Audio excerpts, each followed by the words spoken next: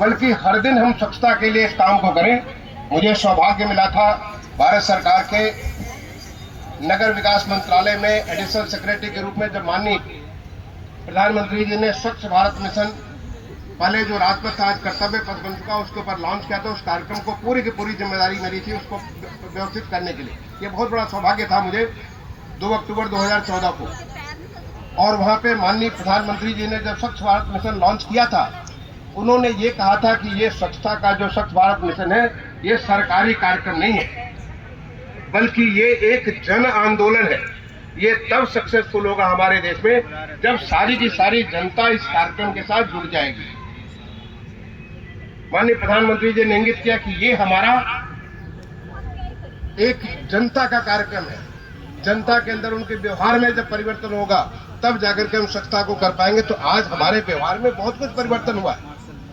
अब जो सड़कों पे आप देखते हैं कि लोग अपनी गाड़ी का शीशा खोल करके फेंक देते थे, खाते पीते चीजों को इधर उधर फेंक देते थे, वो सब चीजें कम हुई।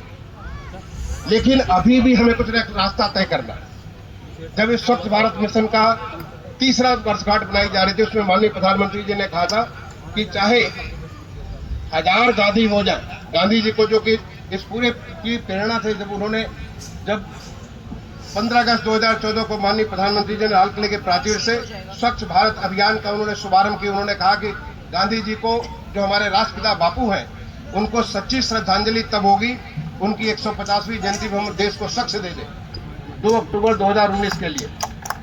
उन्होंने बताया था कि कैसे गांधी जी ने 1916 में जब वो काशी हिंदू विश्वविद्यालय के नींव रखा जा रहा था, उसमें उन्होंने कहा था कि हमें आज़ादी से भी ज़्यादा महत्वपूर्ण स्वच्छता है। तो उस महात्मा गांधी जी के उन सपनों को साकार करने के लिए हमारे माननीय प्रधानमंत्री जी ने इस प्रकार के पूरे देश को एक रास्ता दिखाया। और उसके बाद जब 30वीं वर्षगांठ हो रही थी, उसमें मैं मौजूद था। माननीय प्रधानमंत्री जी ने कहा कि चाहे 1000 गांधी हो जाए, चाहे सैकड़ों 100 गांधी हो जाए, 1000 मोदी हो जाए, लेकिन देश साफ नहीं हो सकता। अगर देश साफ होगा जब हमारे देश के 130 करोड़ लोग स्वच्छता के बारे में ये तय कर ले कि हम अपने आप को साफ रखेंगे।